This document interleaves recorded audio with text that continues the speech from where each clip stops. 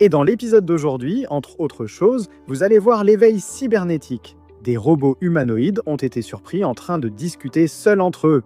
D'autres ont réalisé une opération avec des instruments conçus pour nous, les êtres humains, pour des médecins humains. Une supposée attaque de robots humanoïdes est devenue virale sur les réseaux sociaux et a choqué le monde. De plus, nous verrons le paradoxe de l'empathie artificielle, où des robots dotés d'intelligence artificielle ne sont pas acceptés après avoir présenté des excuses à nous, les humains. Une combinaison à réaction qui transforme les êtres humains en, entre guillemets, machines volantes. Des robots sous-marins qui minent les fonds marins sans détruire la vie qui s'y trouve. Et un site de stockage du carbone en Californie qui a déjà commencé à enterrer la pollution sous forme de gaz dans le sous-sol. Voyons tout cela et quelques autres choses sur les nouvelles technologies.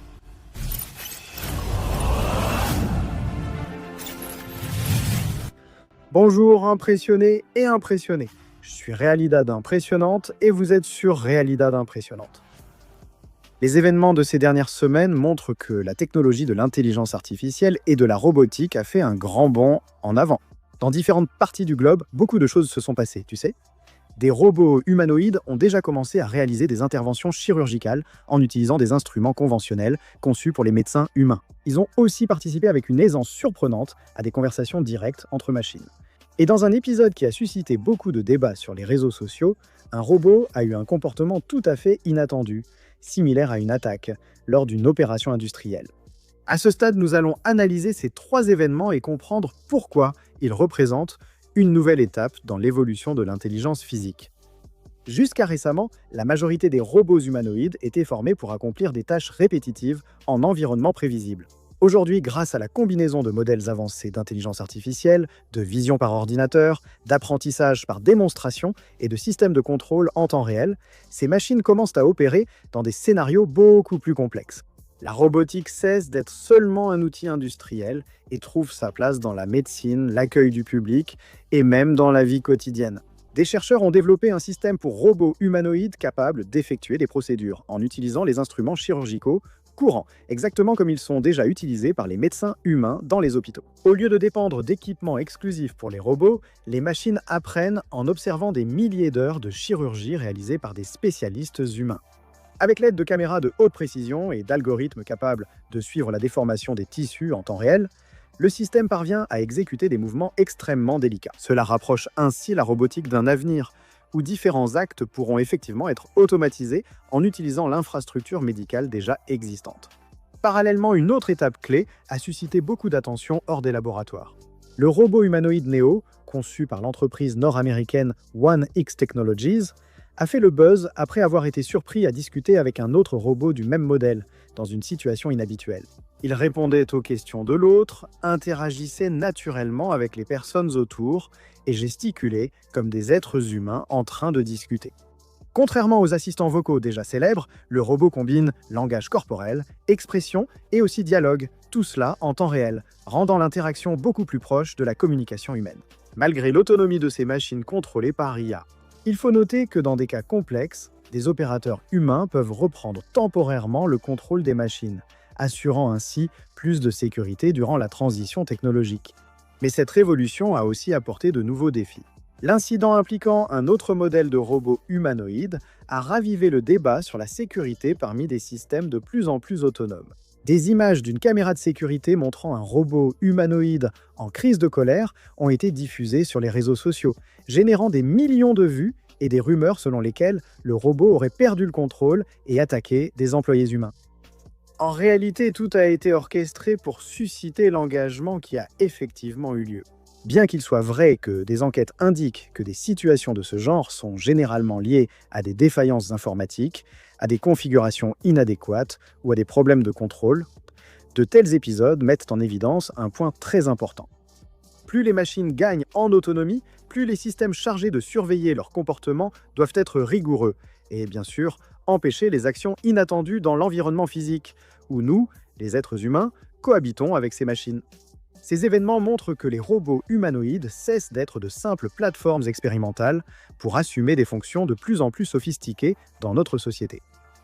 Ils utilisent déjà des équipements conçus pour les êtres humains, interagissent naturellement avec les personnes et d'autres robots et partagent leurs environnements de travail. En même temps, chaque nouvelle avancée renforce l'idée que l'évolution de l'intelligence artificielle et de la robotique devra aller de pair avec des mécanismes de sécurité tout aussi sophistiqués. Mais toi, mon ami, dis-moi, confierais-tu ton intégrité physique à un robot travaillant à tes côtés ou même prenant soin de ta santé? Partage ici dans les commentaires, ça aide beaucoup la chaîne à continuer d'évoluer. D'accord? J'attends ton commentaire et je vais y répondre. Passons à notre exercice habituel d'imagination, d'accord? Imagine qu'un robot humanoïde domestique renverse une tasse de café sur ton ordinateur portable. Au lieu de rester silencieux, le robot reconnaît son erreur, perçoit ta frustration et s'excuse de manière très polie, d'accord? Il adapte ses paroles à ton état émotionnel. Tout ça pour que tu puisses vraiment ressentir de l'empathie pour lui. Cela semble être un grand progrès pour l'intelligence artificielle, n'est-ce pas? Mais il y a un problème dans tout cela. Aussi convaincantes que soient les excuses, elles ne réparent pas l'ordinateur. Une étude récente montre justement ce paradoxe. Oui, les machines apprennent à paraître empathiques, mais cela ne signifie pas encore qu'elles vont gagner notre confiance. À mesure que les robots commencent à entrer dans les maisons, les hôpitaux et les bureaux, les chercheurs ont constaté que la force et la précision ne suffisent plus. Il faut créer des machines comprenant les situations sociales. C'était l'objectif de l'étude de l'Université de Melbourne, qui a utilisé des modèles de langage visuel pour interpréter les expressions faciales humaines et le contexte autour des personnes et du robot lors de la conversation. Au lieu d'analyser uniquement le visage d'une personne, le système observe la posture, les objets présents dans la scène, les mouvements et la situation même dans laquelle l'interaction se produit. Cette approche a permis à l'intelligence artificielle d'identifier les états émotionnels avec beaucoup plus de précision que les méthodes conventionnelles, rapprochant ainsi ces interprétations des évaluations faites par des observateurs humains. Pour tester l'impact de ce comportement, les chercheurs ont programmé le robot pour qu'il commette des erreurs volontairement lors de tâches simples, puis présente différents types d'excuses. La majorité des participants à l'étude ont préféré les réponses personnalisées, qui reconnaissaient mieux le contexte émotionnel. Cependant, quand les volontaires ont été interrogés sur la confiance envers le robot, un résultat inattendu est apparu. La sympathie a augmenté, mais la crédibilité n'a pratiquement pas changé. Cela arrive car il y a une grande différence entre comprendre les émotions et bien exécuter une tâche. L'algorithme peut reconnaître des signes de frustration, adapter son langage et faire preuve de politesse. Mais s'il continue d'échouer précisément dans ce qu'il est censé faire, la confiance disparaît rapidement. L'étude montre que la prochaine génération de robots ne dépendra pas seulement d'intelligence artificielle capable de mieux converser et de nous comprendre. Avant d'obtenir notre empathie, ces machines doivent d'abord prouver qu'elles accomplissent leur mission principale, non? Exécuter leurs tâches en toute sécurité, avec précision et fiabilité. Après tout, dans le monde réel, dans notre monde, des excuses ne valent jamais plus qu'un travail bien fait, n'est-ce pas? Nous discutons souvent ici de systèmes intelligents et de meilleurs outils. J'ai donc aussi cherché une manière plus intelligente d'investir. Car honnêtement, beaucoup investissent encore en tentant de deviner la direction du marché. En fait, des études montrent que 66% des investisseurs regrettent au moins une décision d'investissement. Et il est facile de comprendre pourquoi. Sur le marché boursier, on vous pousse constamment à acheter, vendre, attendre ou réagir. C'est pourquoi je voulais quelque chose de différent, quelque chose qui ne m'obligeait pas à surveiller le marché toute la journée. Et c'est à ce moment-là que j'ai découvert Mintos avec Mintos. Plutôt que de prédire la performance d'une action, je peux investir dans des prêts et percevoir des intérêts avec un rendement fixé à l'avance et des paiements parfois quotidiens. Ce que j'aime aussi, c'est à quel point c'est flexible. Je peux filtrer par rendement, risque, horizon temporel, pays et devise. Et si je veux que ce soit encore plus automatisé, Mintos propose également des portefeuilles automatisés. Et en ce qui concerne les rendements, la moyenne sur les prêts est d'environ 11%. Et ça, mes amis, c'est un très bon rendement, surtout pour des revenus passifs. Mintos est en activité depuis 2014, compte plus de 600 000 utilisateurs et est réglementé dans l'UE sous MiFID. Et en ce moment, vous pouvez obtenir un bonus allant jusqu'à 350 € lorsque vous investissez 500 € ou plus. Il vous suffit d'utiliser le lien ci-dessous ou de scanner le code QR affiché à l'écran. Des rendements stables, pas de surprise et en plus, un bonus. Ne ratez pas cette opportunité et bonne chance. Voler avec une simple combinaison fixée au corps paraît réservé aux films de science-fiction, non? Mais en fait, cette technologie existe déjà depuis un bon moment, tu sais. Au Royaume-Uni, Gravity Industries a développé un système capable de soulever une personne en utilisant des microturbines à réaction installées sur les bras et dans le dos, éliminant ainsi le besoin d'ailes, d'hélices et même de ce manche de contrôle. Voici un des projets les plus audacieux de l'aviation individuelle moderne.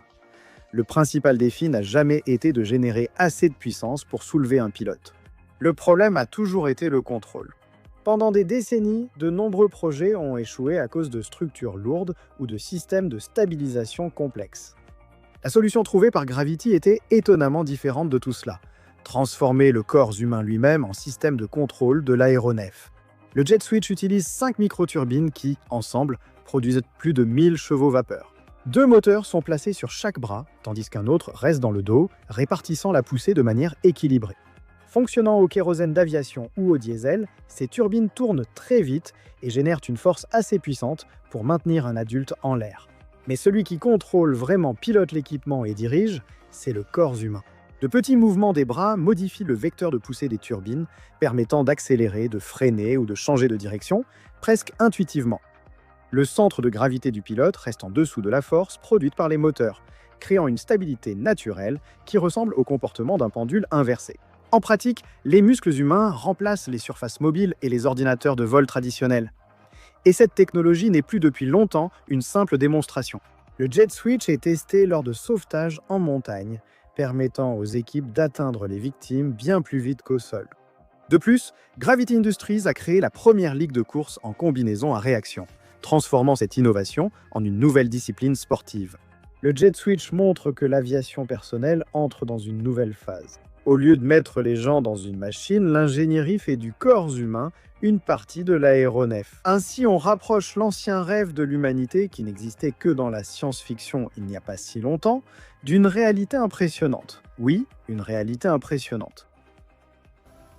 Filmer des scènes avec des drones, des opérateurs avec des caméras ou des perches à selfie a toujours été la norme, n'est-ce pas ? Mais une start-up a décidé d'inverser cette logique en créant une caméra qui ne vole pas et qui n'a même pas besoin d'être portée sur le dos. Elle vous poursuit tout simplement. Présenté maintenant en 2026, Benny est un petit robot autonome développé pour accompagner les gens à grande vitesse, éviter les obstacles, sauter des marches et enregistrer des images cinématographiques sans intervention humaine. L'idée étant née pour pallier une limite fréquente des caméras d'action. Les drones ont une faible autonomie, sont bruyants et subissent des restrictions en intérieur. Quant aux stabilisateurs manuels portés par des humains, ils exigent que quelqu'un puisse suivre constamment la personne filmée. Et Benny élimine ces limitations en agissant comme un opérateur de caméra terrestre entièrement autonome. Sa mobilité associe des roues rapides à des jambes articulées, servant de suspension intelligente. Cette architecture permet d'atteindre environ 29 km/h, de suivre des cyclistes, des coureurs, des skateurs, et aussi de sauter des obstacles d'environ 25 cm et En cas de chute lors d'une manœuvre, le robot utilise ses jambes pour se rééquilibrer et poursuivre l'enregistrement sans aide humaine. Pour filmer seul, Benny utilise 2 caméras grand angle surveillant en continu son environnement. L'intelligence artificielle détecte les obstacles, calcule des itinéraires en temps réel et maintient l'utilisateur dans le cadre. Pendant ce temps, la caméra principale enregistre des vidéos en résolution 4K HDR, stockant le contenu directement dans la mémoire interne du robot. Au-delà du matériel, le système inclut aussi des batteries amovibles, une télécommande au poigne et des outils de montage vidéo automatique.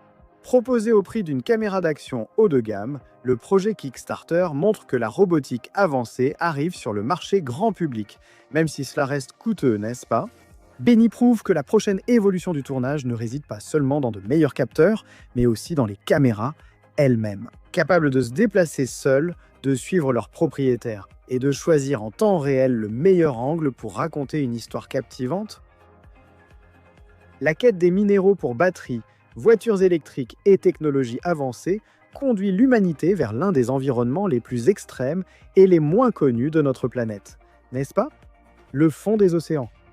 Mais au lieu d'énormes machines d'extraction qui remuent le fond marin et menacent des écosystèmes entiers, une entreprise américaine propose une approche complètement différente. Impossible Metal a développé une flotte de robots autonomes capables d'identifier et de collecter uniquement les nodules minéraux qui sont exempts d'organismes vivants, transformant ainsi l'exploitation minière sous-marine en une opération guidée par l'intelligence artificielle. La demande de minéraux comme le nickel, le cobalt et le manganèse augmente rapidement, stimulée bien sûr par l'expansion des batteries et de l'électrification mondiale. Le problème, c'est qu'une grande partie de ces ressources est concentrée dans des régions écologiquement sensibles ou dépend de chaînes d'approvisionnement stratégiques, comme en Chine par exemple. Désormais, les robots naviguent de façon autonome, éliminant l'usage de câbles lourds ou d'équipements de dragage, et permettant à l'opération de se poursuivre même si un véhicule doit être retiré. La grande différence réside dans la collecte sélective. Équipés de caméras et de systèmes de vision par ordinateur, les robots analysent chaque nodule polymétallique avant la collecte. S'ils trouvent des organismes marins sous la surface de la roche, ils laissent simplement le matériau sur place. Seuls les nodules exempts de vie sont récupérés par les bras robotiques, ce qui réduit considérablement le déplacement des sédiments et l'impact sur les écosystèmes du fond océanique. En plus de l'exploitation minière, la même plateforme pourra être utilisée pour des recherches scientifiques et des missions de surveillance maritime, élargissant ainsi son application bien au-delà de l'extraction de ressources. Le projet d'Impossible Metals suggère que l'exploitation minière du futur pourrait reposer sur des robots intelligents, capables de décider eux-mêmes où intervenir ou non sur le vivant présent sur place, plutôt que sur des machines plus grandes et agressives. Et en parlant des océans, ils ont toujours été considérés comme une source inépuisable d'eau, de nourriture et de biodiversité. Mais les scientifiques estiment qu'ils abritent aussi l'une des plus grandes réserves de minéraux stratégiques de la planète. Parmi des milliards de tonnes d'eau se trouvent du lithium et du magnésium, essentiels pour les batteries, véhicules électriques et technologies modernes. Et le défi a toujours été le suivant: ces substances sont présentes à des concentrations extrêmement faibles, ce qui rend leur extraction économiquement non viable. Des chercheurs du Laboratoire national du Nord-Ouest du Pacifique, aux États-Unis, ont mis au point une technologie qui pourrait tout changer. Et son cœur est un réacteur de conflux où l'eau de mer entre en contact avec une solution d'hydroxyde de sodium. Dans cet environnement contrôlé, une réaction chimique précipite presque instantanément le magnésium sous forme d'hydroxyde de magnésium, permettant une collecte bien plus efficace. Comme la composition chimique des océans est relativement uniforme partout sur la planète, la technologie peut être adaptée à différentes régions côtières sans grand changement dans le processus. Après cette première étape, la saumure passe par un système d'électrodialyse à membrane bipolaire. Alimenté par l'électricité, ce processus sépare les composés acides et basiques, utiles à la récupération des minéraux et à d'autres usages industriels. Lors des tests en laboratoire, l'acide produit a montré des performances supérieures aux méthodes conventionnelles pour extraire le nickel de certains minéraux, montrant que le système peut effectivement générer divers produits de grande valeur, et tout cela en même temps. Les chercheurs estiment qu'intégrée à la grande usine de dessalement de Carlsbad, en Californie, cette technologie pourrait produire quotidiennement plus de 500 tonnes d'hydroxyde de magnésium, une quantité suffisante pour dépasser plusieurs fois la demande quotidienne de l'industrie nord-américaine. Le procédé limite la création de nouvelles mines terrestres, exploite une infrastructure existante et convertit les résidus de désalinisation en matières premières stratégiques. Ce projet montre que la prochaine grande révolution de l'exploitation minière n'aura peut-être pas lieu dans les montagnes ou les déserts, mes amis, mais plutôt dans l'eau qui recouvre la majeure partie de notre planète. Si cette technologie continue réellement d'évoluer, les océans pourraient devenir une source durable de minéraux essentiels pour soutenir la transition énergétique des prochaines décennies en diminuant fortement la pression sur les ressources terrestres, n'est-ce pas? Et si la solution définitive pour freiner ce qu'on appelle le réchauffement climatique ne dépendait pas seulement d'arrêter de polluer, mais plutôt de capturer ces gaz à effet de serre directement depuis les cheminées industrielles et de les enterrer directement sous terre, là, au cœur, comme ils l'ont appelé. Moment historique pour l'ingénierie environnementale et la transition énergétique. La Californie lance l'exploitation de son pan, coffre-fort commercial de carbone. Depuis des décennies, la lutte contre le changement climatique vise surtout à réduire les émissions et planter davantage d'arbres. Mais maintenant, en 2026, Carbon TerraVolt a lancé les premiers projets commerciaux de stockage géologique du carbone, transformant d'anciens réservoirs souterrains en véritables coffres-forts pour emprisonner les gaz à effet de serre pendant des milliers d'années. L'idée repose sur une structure déjà éprouvée par la nature depuis des millions d'années. Les mêmes formations géologiques qui ont réussi à emprisonner le pétrole et le gaz naturel pendant des ères entières servent désormais à stocker le dioxyde de carbone capturé dans les raffineries et d'autres installations industrielles. À long terme, l'objectif est d'étendre cette capacité à des dizaines de millions de tonnes grâce à de nouveaux réservoirs répartis à travers la Californie. Eh bien, mes amis, ce que cette technologie montre, c'est qu'au lieu de simplement extraire les ressources du sous-sol, l'ingénierie commence maintenant à faire exactement le chemin inverse. Si cet épisode vous a plu, vous savez déjà quoi faire. Laissez votre like, vérifiez que vous êtes bien abonné et cliquez sur l'une des 2 suggestions qui apparaissent à l'écran. Et on se retrouve dans la prochaine vidéo, d'accord? C'est rapide, vous avez cliqué, je vous y attends, d'accord? Merci et à bientôt. À tout de suite, je vous attends, d'accord?